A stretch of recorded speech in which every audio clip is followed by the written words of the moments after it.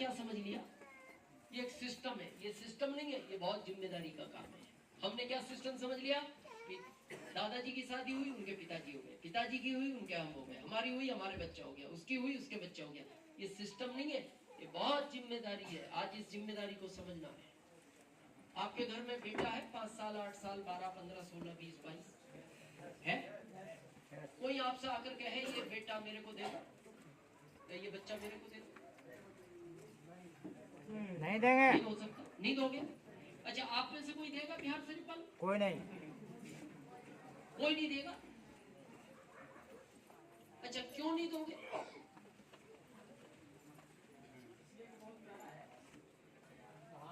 किसने कहा मेरा? आपको डाउट है? कंफ्यूजन तो नहीं?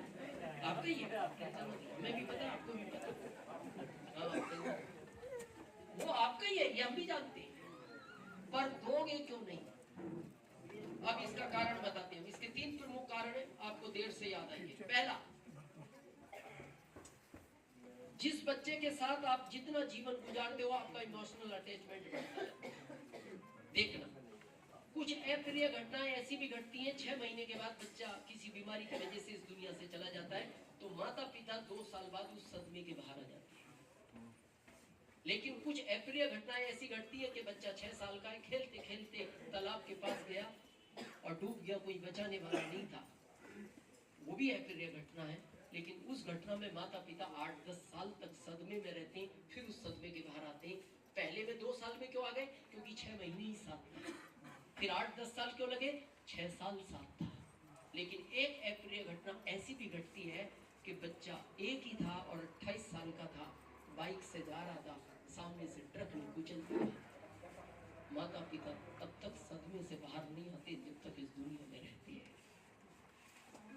कहने का मतलब क्या है? जितना समय रहता है बच्चा, हमारा प्यार बढ़ता है। देखना, पिता छोटा होता है कितना प्यार करता है, कपड़े भी पहनाता है, कई बार गंदगी साफ कर देता है, माँ पास में नहीं होती, इमोशनल अटैचमेंट बढ़ता है। ये पहला कारण है। दूसरा, जिसको हम नहीं जानते उसको कैसे दे दे बच्चा, ये दूसरा कारण है। तीसरा, क्या वो हमारे जैसा पाल लेगा, ये क्या गारंटी है, ये तीसरा कारण। अब आखिरी बात करते हैं। जिस लड़की से आपने शादी की, उसके पिता ने भी तो इसको 20-22 साल पाला था। वो भी सोच सकते थे कैसे दे दूं। और सोचो, वो भी अगर आपकी तरह सोचते तो आपको क्या होता?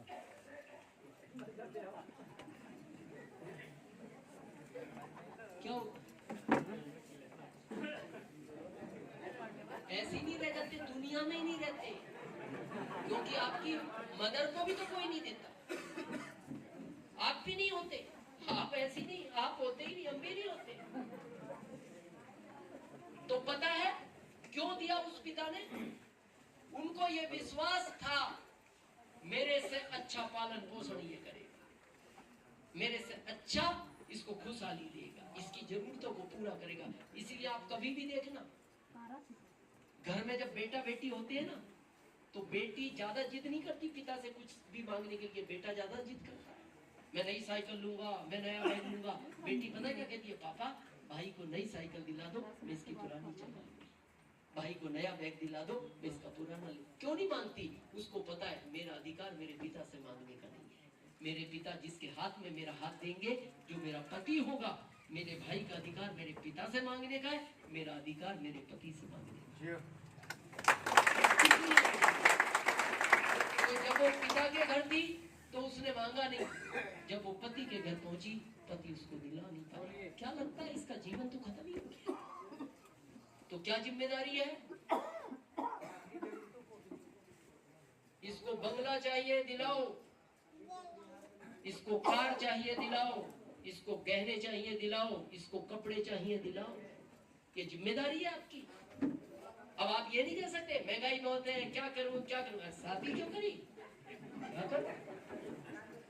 उस समय मना करना था, मैं नहीं पालन पोषण कर सकता इसका। ये पुरुष वर्ग बहुत ध्यान से सुनना, ये शास्त्रों में उल्लेख है, नहीं हो तो पढ़ भी लेना। जिस घर के अंदर पत्नी की आंख से आंसू गिरता है पति की वजह से,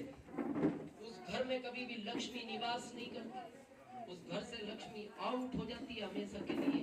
फिर आप कितने भी पापड़ पेल लेना, आपके यहाँ आएगी नहीं लक्ष्मी। तो ये जिम्मेदारी का मामला है कि पत्नी को चाहिए दिलाओ।